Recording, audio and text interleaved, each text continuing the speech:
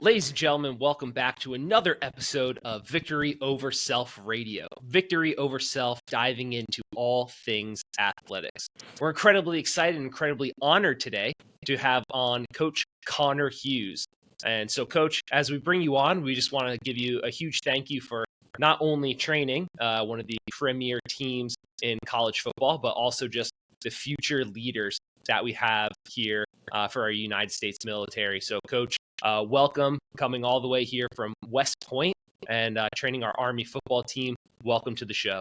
Thank you very much, and it's an honor to train our young men. It's also an honor to be here, so I'm excited to do it. Yeah, and when I think of just your role, you're not only just training a football team, but truly men that are going to shape the future of America. So just, the whole patriotic, thank you for your service type of thing definitely comes with a sense of gratitude, knowing that there's men like you who are not only impacting young lives on the field or in the weight room, but also too just people that are going to be running the show here in the States one day. So again, a huge just thank you for stepping into that position and from an outsider's perspective, doing such a great job with it. No, absolutely, and you said it. I might be coaching the next president of the United States right now, which is pretty elite. It's an awesome standard to have in our weight room. So yeah, wow. I didn't even think of it that way. But maybe not the next president of the United States, but a president of the United States. Exactly. Yeah. And I wouldn't doubt it, right? So how the original connection got made is Blair is coaching up there at Thayer Academy, and I hear it that in your future, in your past, you were once a Thayer grad. Do I have that correct, Coach? Yes, sir. I graduated in 2004. Wow, unreal. Yeah. So I'm sure it looks the exact same.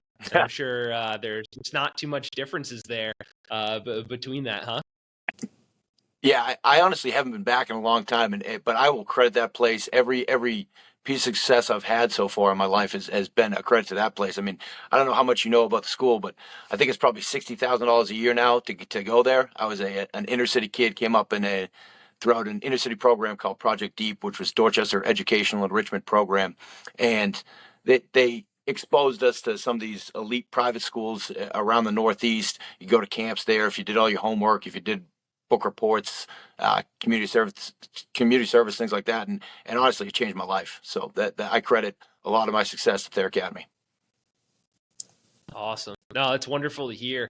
And so as we start to kind of dig into the meat a little bit here, Coach, Ross kind of just had a question based off of, like, you have been at Army for a while now, and you've also just expressed on different podcasts wanting to stay there a bit. And so, yeah, Ross, kind of get us started here with digging a little bit into the philosophy and kind of things like that. Yeah, Coach, as Chris said, you've been in the Army for a while, and I've heard you say on a lot of podcasts, man, I don't plan on going anywhere. We get to good places. A good job when you get to one. And so you've been there for a while here. How has your training philosophy and kind of approach changed over the years as you've continued to be at the same place? So training philosophy, I think, really it ebbs and flows. But the main things keep being the main things. Probably throughout my career, my training philosophy has changed, but stayed the same, if I'm going to say that correctly. It's gotten way more complicated, and as I get older and deeper into my career, it's gotten even more basic. And a lot of things I'm going to say today are cliche, but cliches are cliches for a reason, because the majority of them work.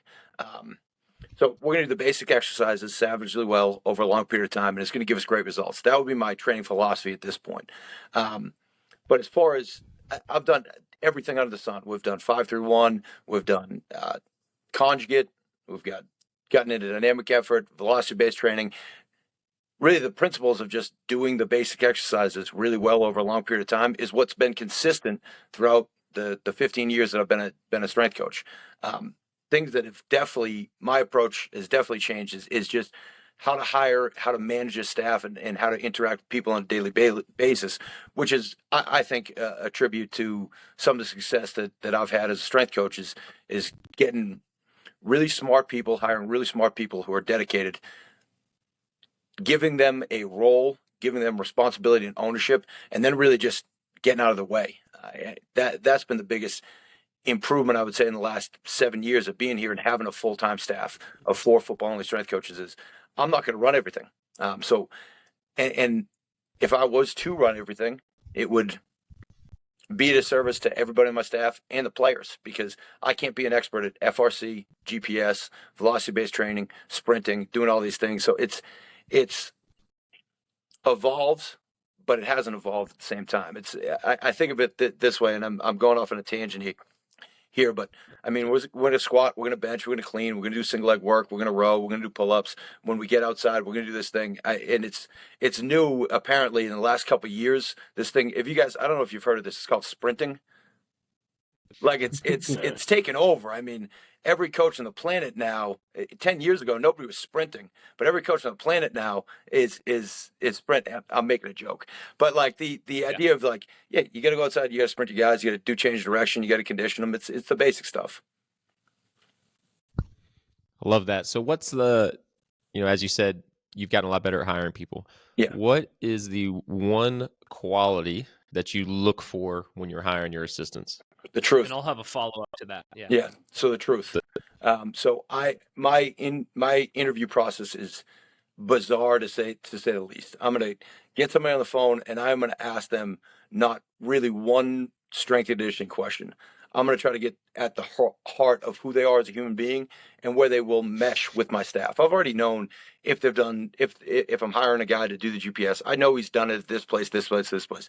I'm going to have 3 or 4 guys that have ran that implement, whatever it is, whichever it is, GPS, FRC, Olympic, whatever their skill set is.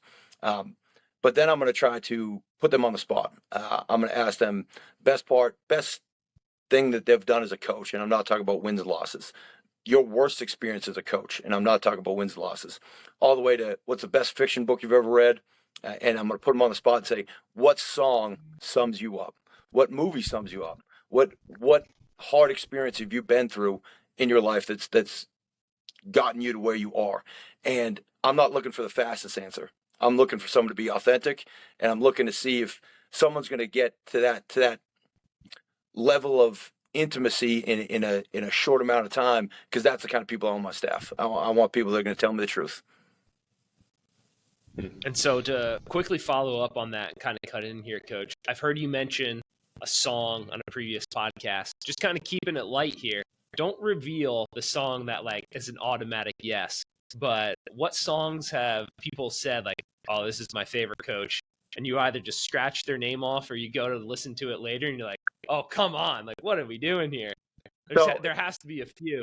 So I'm gonna make fun of Coach Blanick, who's on my staff now, who came from App State. He was the head strength coach at App State, and he crushed the interview.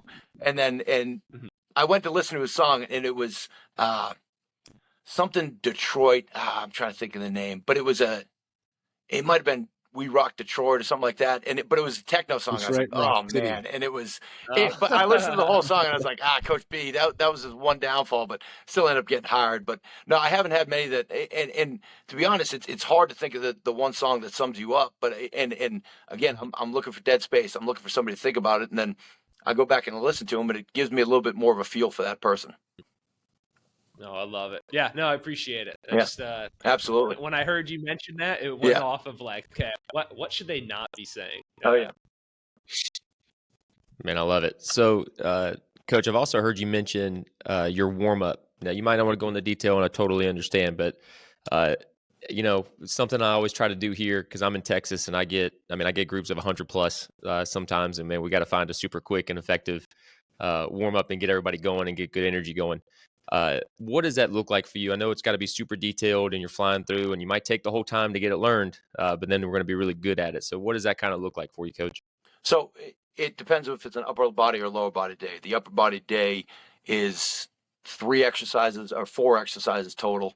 It's high knees. And when I say it's high knees, I'm talking yelling, screaming. The guys are running their legs as fast as they can because there's an intensity to that of you hear 100 guys in the room yelling and screaming at the bottom of their lungs that it raises just it makes an electric atmosphere. And some people might think it's cheesy, but I tell you what, we do it every day and it doesn't seem cheesy. And then we're just going to do reverse lunges, single leg RDLs, push-ups. Then we go after that. That's our warm-up. Then Coach Mack will take them through FRC, run that for probably 3 minutes.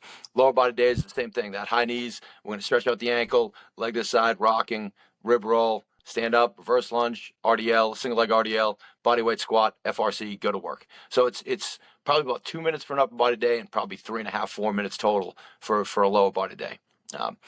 But everything, the attention to detail, like I've gone over before, is paramount. I mean, the standard for how we switch from one leg to the other, like when we go from ankle switching out to shooting our leg out to the side to rocking, like it matters. It matters how fast they go from ankle to leg out to the side. And there's a buildup of intensity throughout the warm-up that's important to us. If a guy's turning the wrong way, doesn't have everything correctly, we'll start it over, which I've gone through on other podcasts. But really the first 2 weeks with our freshmen, I mean, we may do that warm-up the entire session. And once you get that standard established, they're going to do it every day. Now, every once in a while, probably once every 2 or 3 weeks, we'll have to blow the whistle and start over because the guy just makes a boneheaded mistake and does the wrong thing. But I mean, again, that's just locking them in, getting them more focused. And now our guys, like, they laugh when a guy screws up because they know that guy he's not screwing it up. He made a mistake. He's not screwing it up on purpose. It's not that he doesn't know it. His brain wasn't in it. So they lock him in right then. That's really good, man. Yeah. I'm going to steal a variation of that. That's for sure. Yeah, absolutely. This will be my last question for me, and then I'll pass it over to Chris here because he's got a couple of FRC questions. When your guys first get to West Point, obviously they're going to be brand new to your system. They're going to be brand new to that lifestyle and that adjustment. What do you do to mitigate any of those issues when they first come in as they start that West Point career? That's incredibly difficult. And so there's kind of two guys that join our team. There's guys who've been up at our prep school for a year, and then there's guys who are direct, and it's about 50-50 in our incoming freshman class. And direct means they came right out of their senior year of high school. We have a prep school on campus that probably 50% of our team spends a year up there. Now the prep guys walk in, and so everybody when they first get here goes through our day, and then after that they go into Beast Barracks, which is pretty much basic for about 4 weeks. Basic training. Now it's all on campus. Well, actually, they do. We have a kind of a training facility that's right off campus. But it's a mile down the road. That's pretty much in the woods, and they do that for about 4 weeks. Then we get them out a week early for that, so they can start fall camp. And we give them 3 days between Beast Barracks and fall camp to get ready for a college football season. Now, if you listen to our guys, Beast Barracks is incredibly hard and it's taxing. It's more mentally taxing than it is anything else. But then you get into a Division I college football practice. And let me tell you right now, that is the most physically demanding thing that they're going to do at the age of 18 than pretty much anything they're going to do training-wise at that point. So it's over the long haul, it's educating them about how to take care of their bodies, educating them about hydrating, educating them about eating the right thing, getting in enough calories, and then recovery protocols that we use and that we can try to affect their recovery in the best way possible. But it's hard. I mean, they're not sleeping enough here. We do get them very adequate nutrition. You think about a normal college football player. If he stays up till 3 o'clock in the morning doing schoolwork, he can sleep through his first 2 classes. Nope. Our guys have to be at every single class every single day. Their day starts by 6:45 a.m. They have formation, go to breakfast, then they start the classes. So if they stay up crazy late doing their schoolwork, I mean, that morning wake up comes no matter what time. So they have to be there, and it's time management, a lot of it, working with them on that. But then it's also doing the right training and not pushing them at the wrong times and pushing the hell out of them when we actually feel like they can go. So we've gotten much more effective in the way that we physically train our guys in the weight room and adjusting to their calendar. But we also we've gotten much more effective just at using the GPS and using the catapult technology to schedule practices and to practice plan and do things like that to keep our guys healthy. So, Coach, I really appreciate just like your openness and really kind of like letting us know a little bit about what it's actually like, and not Yeah. just giving your kind of typical answers to Sure. stuff like that. And this is just kind of popping in my head. Everything you have described just seems so regimented. I've heard you say over and over the standard. And so my kind of just like personal question to you is, do you wake up every morning with the feeling of like, I was built to coach at this school? Or do you feel like you got there and you just rose to the level and you rose to the standard and you kind of had to work on yourself and your system a little bit? So it's a mixture of both. Okay. I've never felt as at home at a school and on a coaching staff and with our players as I do here. And that's completely I can't find the right word to describe it, but it's to me it's very, very special. And like I said, I love it here. I love being here, but absolutely I needed to improve. Okay. You take your best 5 kids you've ever had at any other school, and they have great attention to detail. They work hard. They want to be great. They're leaders. Now we have 100 of those guys. You look around with the people that we interact with on a daily basis. Just the other coaches on staff are the military officers that our guys take classes with. They're tactical officers, and you're surrounded by elite people who strive to be the best version of themselves every single day. You absolutely have to level up, or you won't last here. I remember when I first got here, just being like, and I thought our players would be yes sir, no sir, like so, and they are soldiers, and they are yes sir, no sir, but they're normal 18 to 22-year-old college kids. I mean, they deal with the same things that kids in a normal school do. They deal with breakups, they deal with issues with their family life, they deal with issues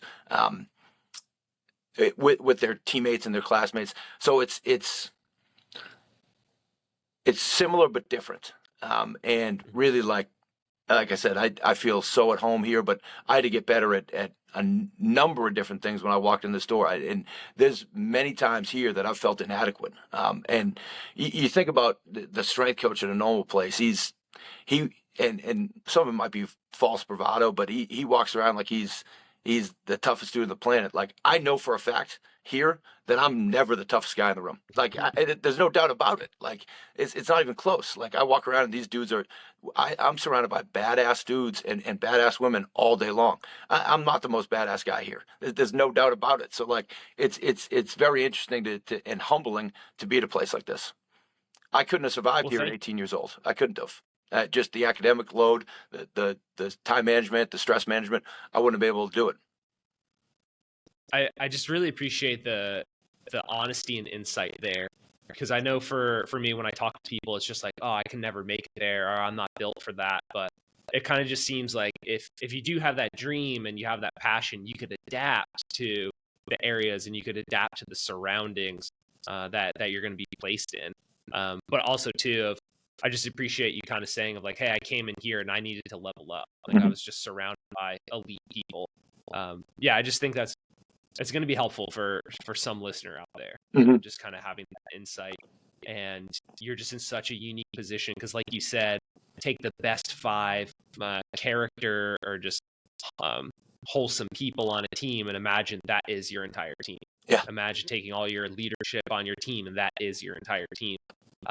So there's just there's a level there, but I appreciate you just being honest of, hey, when I came in, I still had to level up.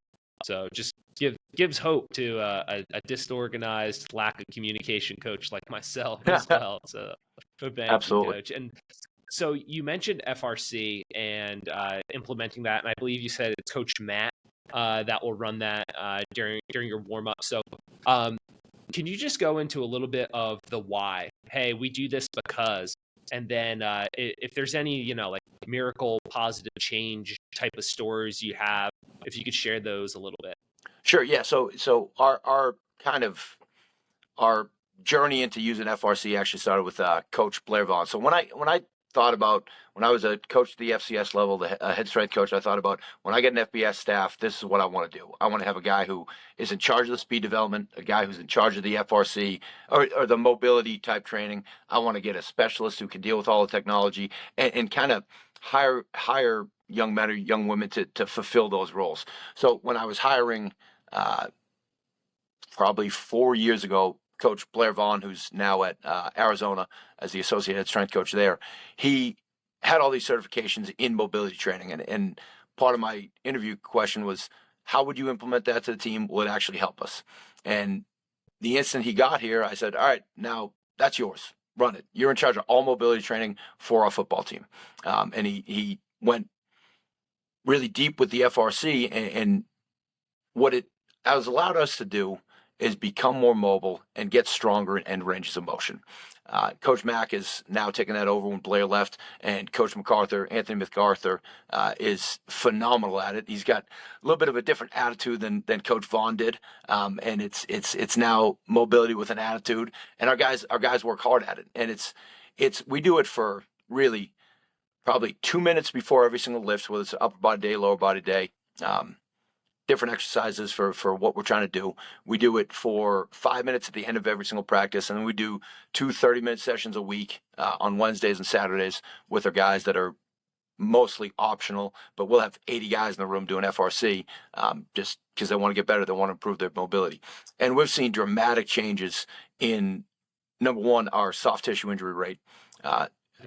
Now, there's a stat out there that Coach Vaughn coined, and Coach Mack stands by it, that from the year that we implemented to FRC to the next year, that we were 2.5 times less likely to get a soft tissue injury on our team just from the incorporation of FRC. Now, obviously, we got better with training at that point too. We also got smarter with how we practice and how we prepare our guys for practice. So it's probably some chicken, some egg, but they all worked in conjunction with each other to get our guys to be less susceptible to injury. So I'm a firm believer in it. If you were to ask me, like, hey, what exercise is the best one for hip external rotation, I'm not going to be the guy to ask. That's Coach Mack's deal. And when a guy is going to take over something like that in this program, I give them left and right parameters. Like, this is the time you got, this is what I want it to look like, this is how organized I want it to be. But whatever you want to do outside of those, that's you. And gives people ownership, and they want to get better at it, and that they feel like they are the expert in that area because they are the expert in that area. And it for Coach Mack, the most important part of our training session, and he's going to hate that I say this, is that FRC, because it's the time that he is in charge. He's the head strength coach at that point. I'm his assistant. Tons of follow-up here, if you don't mind. What kind of like cemented it in of how important it is to me is you're taking 30 minutes twice a week to expand and have longer duration of FRC. And remind me, did you say those were optional? Yeah, they were optional. Yeah. Okay. So they don't fit into our 8 hours, so we don't do those. Okay. But 80 guys are showing up to that. So it's... Which is incredible with I'm just going to call it the scheduling load that it seems that a West Point cadet has on top of football. Wow. Okay. You kind of mentioned and hit on it. What do you attribute to that kind of buy-in? Are you as a staff promoting how important it is, or would you say it's a bit of that combined with like guys are just seeing results, feeling better, and moving better? I think it's a combination of both. When we first implemented it, and I'm 38 years old. When we first implemented it, I was 34, 35, and I'm broken. I was a wannabe kind of strongman / powerlifter, never competed or anything like that, but I pushed my body to the limits of what I could achieve, and I have horrible mobility. So, and that's probably my biggest regret in my career is just I'm banged up now. It's sad, the things that I do in the weight room strength wise, just because I always get hurt. I can push myself to the limit and squat 500 pounds and bench 400 pounds at this point, but I get hurt every time I do it, so I just stopped. But so when we first started doing it, and I knew our linemen weren't going to fully buy into this mobility training, so I just did it with them. I would do it every optional session. I would just jump in, and I was a player at that point. And what that did was, because I knew my big guys would kind of give it grief and not want to do it, but if they see me out there just saying, hey, this is important, and I'm bought into this, so you guys should be bought in this. And really what our guys did was that they bought in. And then as soon as they started seeing results, they were more mobile. They could reach depth easier on a squat. They could I mean, some of our big guys can do splits and things at this point. Like they feel better and they stay healthier. I mean, they're going to continue to do it. No, I appreciate that. And just a good lesson, too, of what you make a big deal out of, they will make a big deal out of it. And I want to go back real quick, something you said pretty quick there of when you were at the FCS level, you had this idea of when I get to FBS, I'm going to have this guy, I'm going to have this guy, I'm going to have this guy. Talk to me, and you don't have to go crazy into detail, but do you feel like that helped during your interview? I know you were an assistant first, but I don't know if there was, steps involved to becoming the head guy there. Did the military enjoy that kind of, hey, I'm going to set up a team here? Or is that just, standard practice if you go to interview for these big jobs to have, your ducks in a row, make sure you're covering all your bases with a particular skill set for each coach? That's interesting, and I don't really have an answer because, to be honest with you, I had a 2-year interview for the head strength conditioning job here. I was the first assistant for 2 years. I actually interviewed for another head FBS job a year before I got this job. Didn't get the job, but when I got back, Coach Monken came to me and said, "Hey, I heard you interviewed for this. I'm sorry you didn't get it, but he said, if Brian ever leaves, I'm going to make you head strength coach tomorrow." And from that point, I was like, well, Brian better leave soon because I ain't ever leaving this place if I know I can get the head job here. So as far as how that would affect an interview, I'm not really sure. But I would think that you would have to have some sort of a plan together. And I've watched guys go and interview for head FBS jobs that have been my assistants here, and they do have a whole plan together of what they're going to do staffing-wise, what they're going to do training-wise, all that stuff. So I wish I had a better answer for you, but I really don't. No, that's great, and I'm just kind of throwing random ones at No you doubt. that are popping in my head. So I appreciate that and kind of the honesty there. But from my outsider's perspective, I thought it was a great strategy going in. No doubt. I appreciate that. And kind of segueing now, you've mentioned it, on previous interviews. You've already mentioned it once or twice here, and that is like, hey, I want to stay here at Army.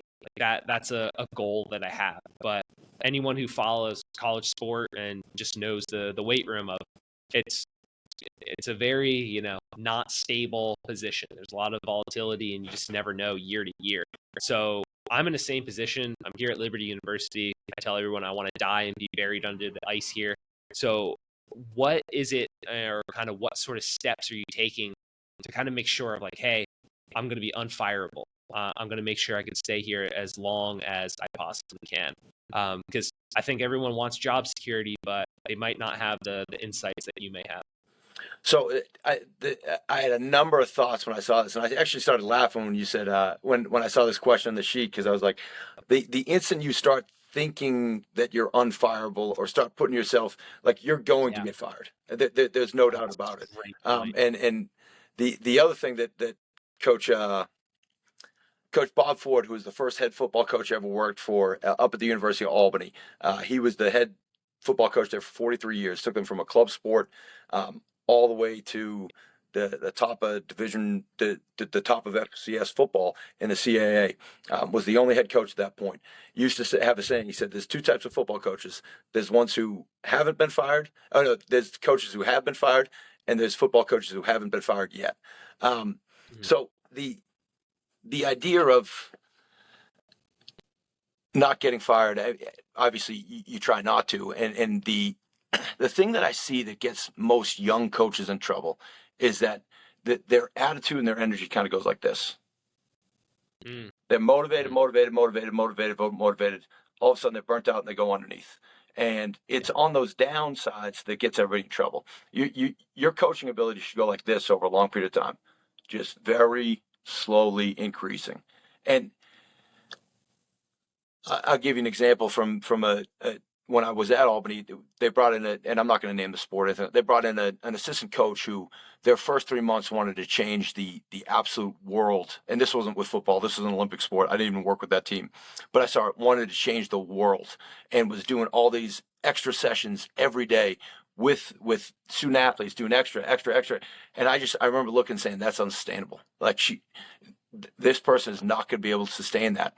And little we know, 3 months later, it was unsustainable for that person. And it would be unsustainable for a normal person. So for me, it's about controlling what I can control. And people will think I'm crazy for this, but I have a rule on my staff, and I ask, as part of the interview process, I ask, is this rule fair? If you are late once to a training session as a coach, so say we have a 6 a.m. workout, we're here by 5:15. If you are late once, you're fired. That there's no ifs, ands, or questions. Now, that's not saying your child gets sick, you get a flat tire. If you give me a heads up notice at 4:30 or 4:45 that, hey, this is what's going on in my personal life, that's completely different. But if you just sleep in and you miss it, like, that's something you have complete control over. I've been a strength coach since 2008, so now that's 16 years. I've never been late. I've never been late to a session once. I've never I missed 3 days of training in that entire 16 years, and that was the 3 days my wife and daughter were in the hospital after my daughter was born. That's the only time I've missed. So that's something I can completely control. Telling people the truth is gonna keep you on the right path. And I have a saying: when you tell a lie, you make the problem your own. When you tell the truth, you make the problem everyone else's. So I'll give you an example here. If Coach Monken comes down and says, "Hey, Conor, I want to see the bench press maxes," and I go into the computer and I type up all this stuff and use some sort of percent max and I go in there and I hand these sheets, and the average of the offensive line is 315, and he sees all these numbers. He's happy with that, and then he walks up to our starting center and says, "Hey, I saw you bench 405," and the starter says, "No, I did. I hit 385, not 405." There's no decision that needs to be made with my job. I've now falsified information. I haven't given the correct data. I've lied. So there's no trust there. But if our starting center only benches 385, coach has to make a judgment call whether I've done a good enough job getting ready for that. But when you tell a lie, that's absolutely, you can't expect someone to trust you from that then on out. And if it's wrong, fix it. And this is the thing that and I'm going off on a tangent here, and I got I wrote down a bunch of things for this one. Meaning, if you walk by a guy and his squat depth isn't correct and you don't fix it, that's a miss. If you walk by a piece of trash in the weight room that's on the ground that you didn't pick up, that's a miss. If you walk by the nutrition center and you didn't restock it, that's a miss. I hear a lot is like, "Oh, I never got my chance. It's a boys club. It's a boys club. It's an old boys. Everybody's connected." It is about who you know, but it's absolutely being when their job comes open that someone calls me and says, "You have to hire this guy. There is no one better in the country than this guy." For someone to put their name on the line, like, you have to do all the extra. And the idea of like, I never got my chance yet. Bullshit. Like, you got your chance when you walk by the nutrition center 3 times today and you didn't stock that shit up. You got your chance when that kid was cleaning and you let it go because you didn't want to hold him to the standard. And his technique wasn't right. He wasn't squatting to depth, but he was a starter. So you just said, I'm gonna walk right by that, and I'm gonna tell him it was a good job when it wasn't. That's it. And the thing that I have to understand, and that everybody understands, if I left this place today, 2,000 people would apply for this job. There'd be 200 people that would walk here from wherever they were to try to take this. So that's the reality of working in big time college football, is that, yes, there isn't a lot of job security, but you can have job security, or you can have the elite level of salary and compensation that head football strength coaches get. So it's take your pick. I mean, it's here though there. It's just that's part of it. But also, like, being financially literate and taking your personal finance seriously is a fail-safe for coaches. And I think that I educate every single one of my staff members when they come in here. One of the first talks I give them is about personal finance. And then I'll bring in every young coach from all different sports will come in here and spend an hour or 2 hours going over the basic details of personal finance. And just like everything else, a lot of it's behavioral, but then it's just knowing the rules. There's a bunch of rules. It's an easy game to win if you kind of understand how it works, but it's also an easy game to lose. And then like, it's just, again, it's the idea of, and I've heard this before, like, I'm not going to coach effort. And that's, to me, that's absolute bullshit. Like, my job is to get 18 to 22-year-olds excited to work out every day. You think I'm not going to coach effort on some days? You're crazy. Like, I'm going to absolutely try to bring out effort, try to bring excitement to these, because I control my attitude and my effort.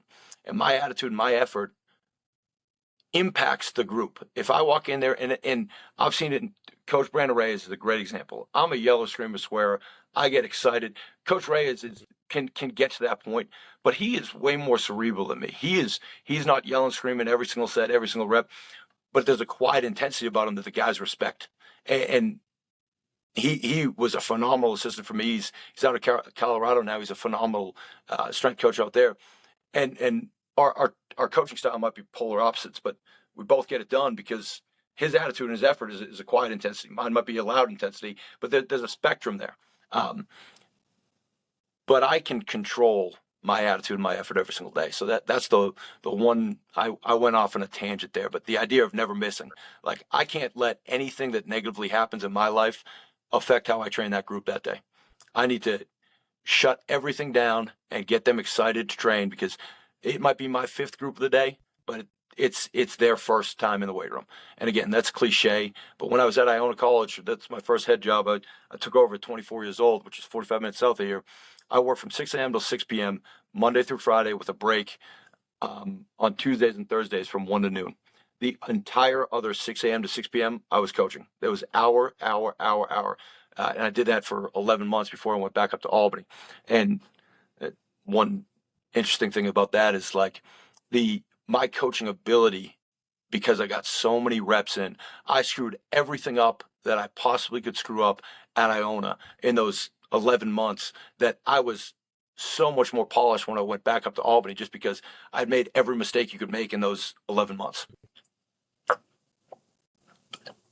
I do hope, Coach, that you'll take the time to re-listen to that answer, because I think it was absolutely perfect. Awesome. Like, you covered everything. You kept saying, like, oh, sorry, I'm a little long-winded or ranting or whatever, but no, it was perfect. Like, just feedback for you, big takeaways for me. You mentioned it right off the bat: white belt mentality at all times. Don't ever think you're unfireable. Yeah. Right. Just stay hungry. Have really high standards. Be financially literate. Like, man, that's such a great one. And I could see just your heart and not raising up, but training up. Like, no doubt it is. With you and things like that. So thank you for just like absolutely that honesty there. What part of the country are you from? You're from the Massachusetts area? I'm from Boston originally. So Dorchester is a you know how, like, there's the Bronx in New York City and there's Brooklyn. Yep. It's one of those. It's what they would call a borough. It's a neighborhood in Boston. Okay, wonderful. Yeah. I grew up an hour outside in New York City, so northeast in the blood a little bit, and it's starting to come out a little bit in your talk there. No doubt. It takes the right special kind of person to do the job that you're doing, and it has to be a Northeast guy. Like, you need that thick skin. You need to be able to bring the heat a little bit. No doubt. I love it. And really, I love to ask questions for, hey, what do I wish I knew like 5 years ago? And at no point did you say, squat this, clean that, bench that, but the useful information that you just provided, like, I gotta be honest, like, I'm gonna be coaching here in a couple minutes. Like, I am fired up to go in there, and no one better be late. May God save them. No doubt. If they are. It's great. And kind of going along those lines, Blair was, kind of asking of, personality or being the main driver in the weight room. You've touched a little bit on that, but I think there's some more details that we can kind of pull out of you. So Blair, just kind of ask that question of, being the one to sort of bring the heat in the weight room, so to speak. Yeah, Coach, first of all, we got to get you back to Braintree as soon as we can. We'd love to have you at there for a little reunion, I guess, with the school. Yeah. Was talking to a couple of the old dogs at the school, and they still remember you there. So Good deal. we got to get you back. Good deal. But yeah, talking about attitude and energy. And I've heard you say on another podcast, and I love this: be the thermostat and not the thermometer. And talking about bringing the effort yourself. But can you talk about how you and your assistants set the temperature in the room each day, and what the atmosphere is like there? So if there was a fly on the wall, what would it be like for that fly? So the way I'll kind of describe it is, and this is what I tell parents of recruits, is if you were to come in and you didn't know anything about strength conditioning, you didn't know anything about training, you'd come in and you'd say, this is absolute organized chaos.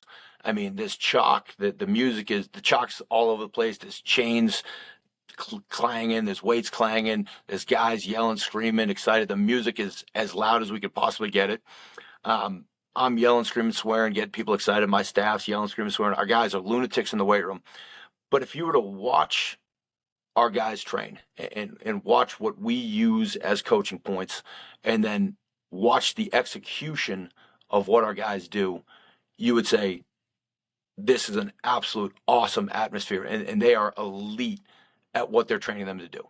And that's, to me, that's the most important thing is the attitude and the excellence of the technique and the performance. They're in conjunction with each other, and they feed off one another. But I have a belief that human beings can pick up on other human beings' energy, both in a positive way, in a negative way. And like I think I said earlier, is you control your own attitude and energy, but the attitude and the energy of people around you, it affects you. And I need to first set the attitude and the energy with my staff. And before every training session, and if I know it's going to be a tough one, like we had a mat drill last week, and then we came back in, we had a lift that afternoon, and I kept saying to my staff before, I said, if we come in here after this lift and say, oh, these guys were dead, that's our fault. It absolutely is our fault. 99% of the time when something goes wrong in a training session, I can take it back to something I didn't explain or organize well enough. And if you have multiple training sessions throughout the day, normally we have two big groups. If the first group screwed it up and I made adjustments to the second group and adjusted how I explained something and it was better, obviously I explained it better with the second group. It wasn't the second group is much more understanding, can figure things out better than the first group. It's just I explained it better. So when things go wrong in the weight room, it's normally the head strength coach's fault. It's the attitude he's setting with his staff, and then the attitude that we set in the environment we set in the room. 15 minutes before we start a training session, the music is absolutely blared in the weight room. So when our guys come in, they might have had the longest day of class and a bunch of tests and had papers due the night before. But then when they walk in, they hear that music coming from a mile away. They go in those doors and there's a coach greeting them, getting them excited. As they walk through and they get ready for the dynamic warm up, the other three coaches are buzzing throughout the room, just talking to guys, getting the energy up. We will start, so our first group will be at 3:40 today. I will stand in the weight room office until 3:39 and 59 seconds. And then the instant my watch hits 3:40, I will sprint in that room, hit the whistle. They'll all start doing high knees. We'll have the music run on our phones. We'll press pause at that point. But we're setting the standard for how it's going to be that entire time. And the music choices, they matter. I mean, I want to play things that the guys like. We have multiple edited mixes of all rap, rock. But we're going to set it up for, if we had a heavy squat day, it's going to be Meek Mill and Rick Ross. It's going to be things that these guys enjoy listening to, but that's also going to get them excited. And then to me, the other atmosphere part is whenever we're doing a main exercise, that's all we do. And our racks are deep. Our racks are 4 to 5 guys at each rack. Now our guys buzz, and like how they switch in the dynamic effort from one exercise to the other is how they should change weights. And the idea of like one guy taking his sweet time, loading a 10 on, like it takes down the energy of the group. So they know, like, if they're not buzzing around, switching the weights, not correcting each other, not getting excited, like, the energy of the group's taken down. So it's ownership in each other, in each rack. And then for us, it's being excited. Like, we get to train, and we earn our paychecks during those workouts.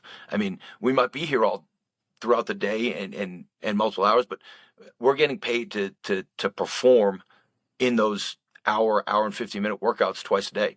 So you better be juiced up for that 2 hours, because that's all you're getting paid to perform at that point. So that's, to me, it's every day in there should be the Super Bowl, and that's the intensity I got to take with it. So, Coach, that's a fantastic answer, and you called it organized chaos, and you also are taking a lot of the onus for the effort of your team, and bringing the energy, and that you're feeding that energy to them. But what I really heard from that a few times was the word standards, and you recently shared a picture, and I remember the T-shirt said, "High expectations will not survive low standards." And I wanted to ask you, first of all, where can I get one of those T-shirts? Because that's phenomenal, and I want that at Thayer 100%. absolutely. But to you, what Army football standards do you see as most important? And is there, a big sign on the wall that these are our standards, or is it just ingrained from day one? This is what we got to do. So we have 3 team rules. They're do right, do your best, and show people you care. And really, that's all encompassing. I mean, if you're doing right, you're doing your best, and you're showing people you care, and you're not going to fall out of line with anything that could go wrong, and you're not going to go against societal norms or team norms if you're doing those 3 things. And it leaves some up for interpretation, but there really isn't. If you're doing your best and you're doing the right thing, and you're showing people that you care about them, and showing people that you care about your work and you care about the team, like, you can accomplish some great things. But the high expectations will not survive low standards comes directly from Coach Monken. And when I tell you, there is no man in America I'd rather work for than Jeff Monken, there is absolutely, I don't hesitate when I say that. The standard he holds for everyone involved from the program, from myself, the coordinators, the position coaches, all the way down to our student interns, is incredibly high. Now, the standard he holds for himself is unattainable by a normal human being. He is, without a doubt, the hardest working man in this building. There is zero question about it. His work ethic is unmatched. Now, he holds a high standard, but you want to work hard for a guy who's holding himself to a standard that you can't attain, that I know that I cannot attain. So it's an awesome experience as an assistant coach and his staff to know that whatever he says, he will do as hard and harder than you every single day. And I'll give you just an example of him. And we've all worked with, we've all seen or heard about football coaches or different sport coaches on social media coming in and trying to coach and exercise a certain way. Jeff Monk is the head football coach here and won a lot of games, won the last 5 out of 7 against Navy, the last 6 out of 8 against Air Force. He comes into our weight room, and he comes into every single workout. If he's not on the road recruiting, he comes into every single workout. He might be here for 5 minutes. He might be there for the entire session. But what he does is he comes in, he listens to the coaching points we're giving, and then gives those exact coaching points, watches for what we're saying, and then we'll give those exact coaching points. And if he's got any confusion about what he sees, he'll come and ask the coaches, hey, what is this guy doing? How do we improve this? And it's awesome for him to, and that's part of the ownership part, is that he lets us own this. And when he comes in, he wants to know, because we're the experts in this area, he wants to know what he can say to help push our message better. But really the standards are and people hate Matt drills nowadays. They hate them. And the way that we do mat drills here, it's indescribable. And the way that we do mat drills here is what everyone else is attempting to do in mat drills at this point of the year. What the attention to detail and the intensity and the focus that our guys need when they're tired in the drills that we do and the way that we run it is so incredibly high, to the point where we go up as a staff after we get done with mat drills and we watch the entire thing. And if we're as a staff, because there's 130 guys doing mat drills, and I counted one day when we were doing the thing, there was 75 people working this mat drill. Now, there's trainers there, there's strength coaches, there's interns, there's position coaches. So they're held accountable to every single rep that they do, and we're as coaches held accountable to every single rep that we coach and we watch. And there's a win and there's a loss at the end of our mat drills. It's not just we go out there and we make them tired. Like, there's achievable goals.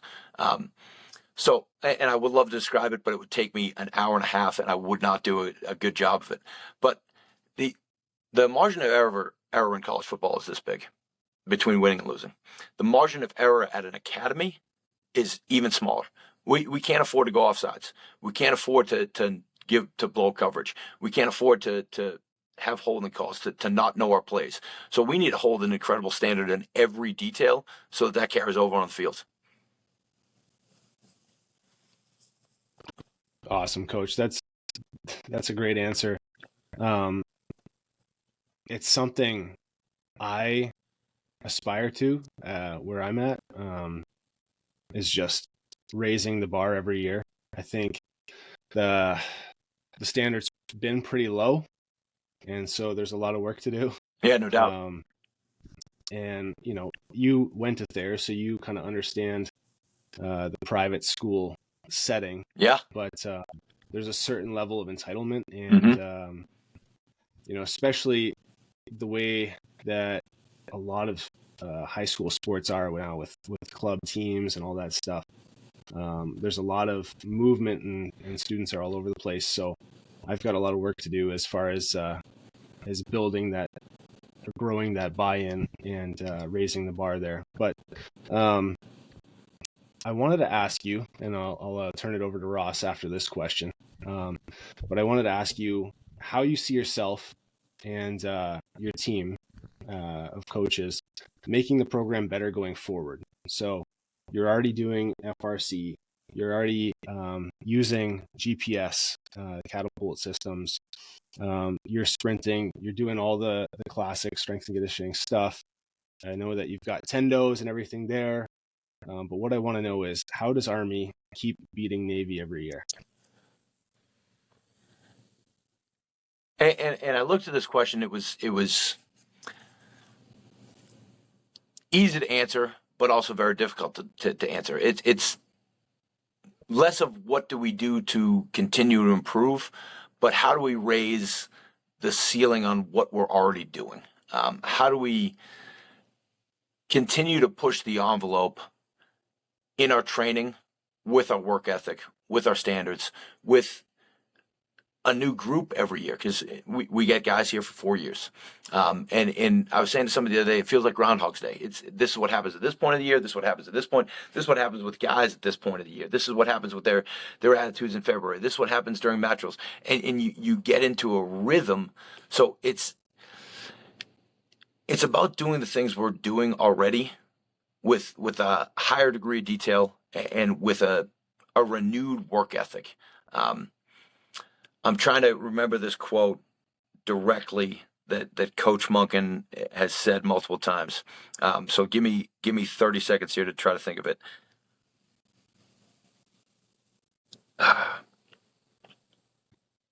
It's something along the lines of the greatest that complacency is. I'm trying to think of the exact word, but it's pretty much that complacency is the greatest adversary to a successful organization. There's no detail too small in a successful organization. So it's about not just, a lot of people come to work. You go to work every day, but not everybody comes to work. Like, you need to come to work every day as a player, as a strength coach, as a position coach, and continuing to bring that same energy and not let it become repetitive, and know that every day, every single one of these challenges that you've pushed through, you're gonna have to push it through again next year, and it's gonna have to be harder and gonna have to be better. So it's yes, we have the GPS, we have the perch system now, we have the run rockets. We have urinals. We have things in our urinals now that test our guys' hydration. We have all these. It's crazy. We have all these gizmos and gadgets, but it's working harder and outworking everybody, but not just working harder. It's doing things with such a high attention to detail that you continue to see success. Because I don't think that 95% of even college athletes have hit their genetic potential, where we need to do outrageous amount of different training with them because they're so strong or they're so fast. Not the majority of them you can improve by just doing the basics savagely well over a long period of time. Man, that's this has been really great, Coach. Two more questions for you, and then we'll wrap it up. Does that sound good? Yeah. Okay, so I'm going to follow up with the high expectations will not survive low standards. Yeah. In our roles, typically the strength coach is going to have normally some pretty high expectations in what they want to do.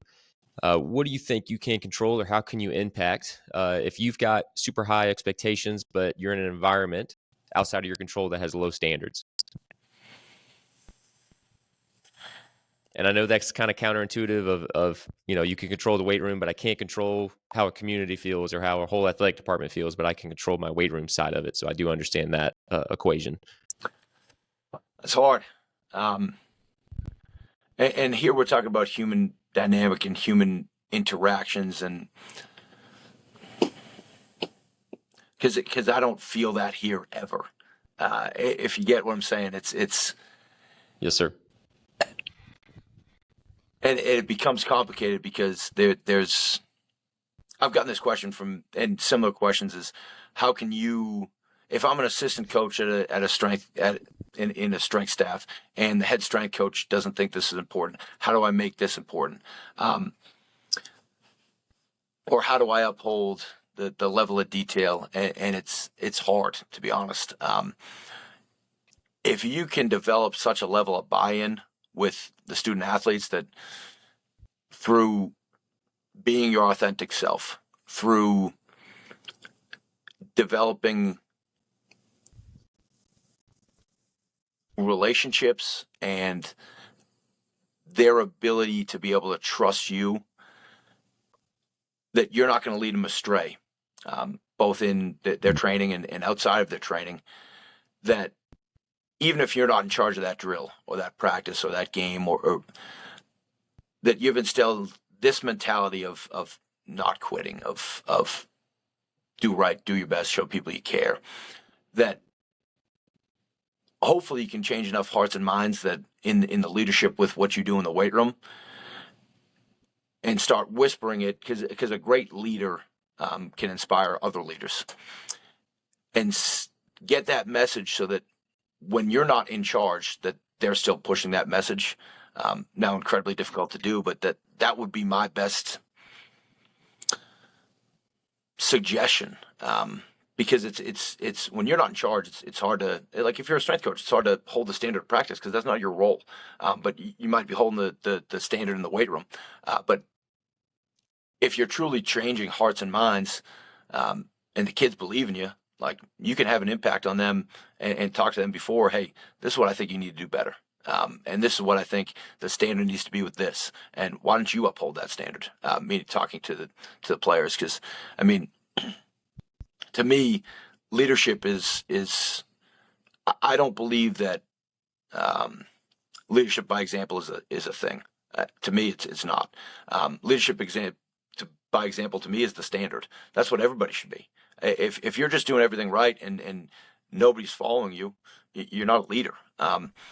So the ability to have influence with other people, and to do that, you need to be authentic. You need to tell the truth. You need to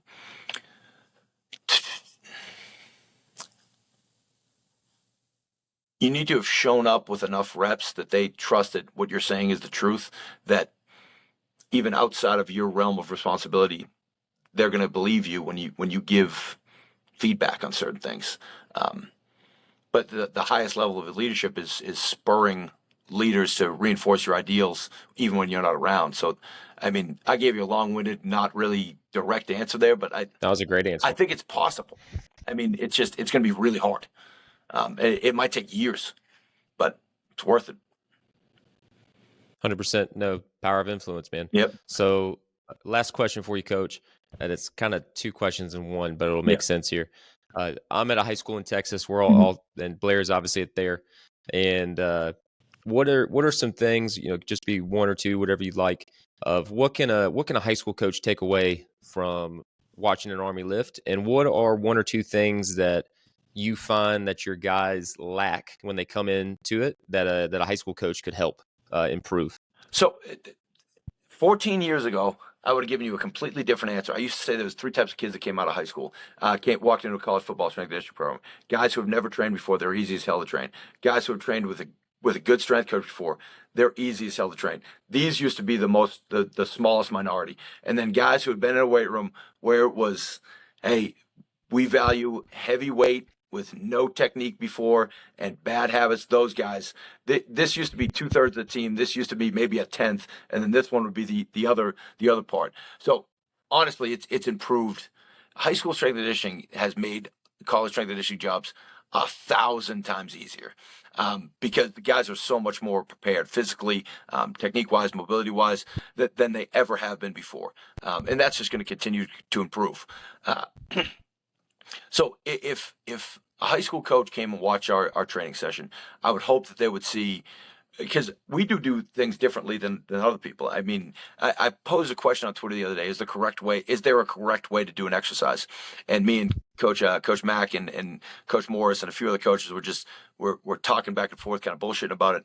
And yes, I mean, if you look in the NSCA textbook, there's a correct way to do an exercise, but it's the idea of, like, if that exercise is being done with the intent of what you want of the way that you want it to be done, even though it might not look like it does in the book, you're doing it for a specific reason, and they're doing it the way that you're asking them to do with the same intent. Like, that's the correct way to do an exercise. We bench press differently than anybody else in the country.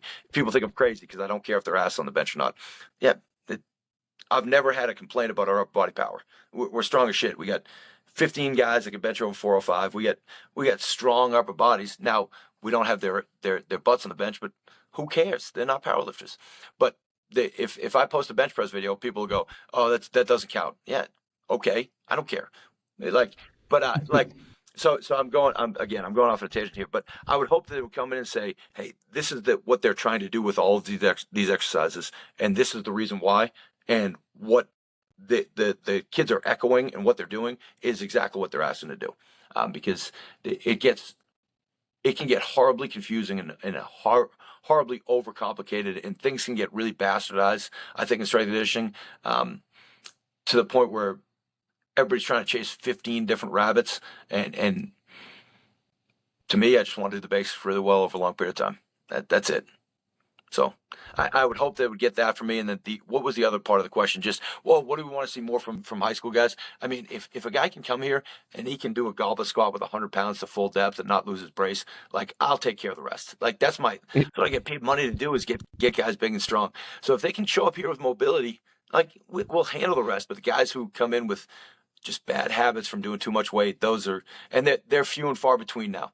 I mean, it's night and day to what it was like 10 years ago. Night and day. So just doing the basics really well a long period of time with a great intensity. Yeah. Yep. That's something I also oversee middle school here, and I cannot wait till those guys and girls get into the program, because now they've had 2 years under their belt, and when I get them as freshmen, they're going to know what to do day one, which makes my job a lot easier as the high school coach.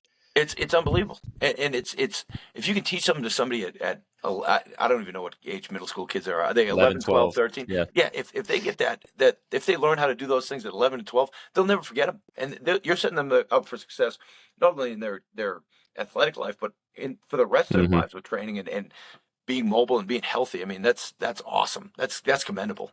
I mean, that sounds like a lot of fun. It sounds like it sounds like it could be complete. I started as a high school strength coach, so my first couple jobs were at my uncle's strength conditioning camp at Boston College High School, in Boston, Mass. And man, if you can teach a 6'4" sophomore backup tight end how to do an RDL, you can teach any world-class athlete to do anything. Because like a 6'4" sophomore tight end who weighs 260 pounds but is 30% body fat in high school, like those dudes don't know how to do anything, and they're already tight and immobile. So like, if you can do that, like, and doing it in middle schools, it's probably easier, honestly, because they don't know any bad habits. But if you can do that with a 14-year-old kid, you can coach any athlete on the planet to do any movement. No doubt. That's why the first thing that we teach, I first movement that I teach, honestly, is RDLs. Okay. Because if they can RDL, they can typically squat. Like, No doubt. If they can squat, they can't always do an RDL. So we're always hammering that RDL first. Personally, obviously, we're going to squat, but you get the gist. No doubt. Well, Coach, we'll wrap it up here. Man, we really appreciate you coming on, and you've got some really great points on here. I loved all the leadership and figuring out how to fit in your system, talking about your warm up and what you do. I know I'm going to take a ton of notes, and I'm going to have to hold myself to a higher standard. I'm very, very inspired today, making sure I'm not going to be late, making sure the kids aren't late, No doubt. all that kind of good stuff. But we'll keep rolling. But man, really appreciate it. Obviously, guys, you can follow Coach on Twitter, Conor Hughes. I believe it's 67. Yes. On the Twitter, on the X, and then we'll go from there. But Coach, man, I appreciate it. Yeah, I appreciate you guys having me on.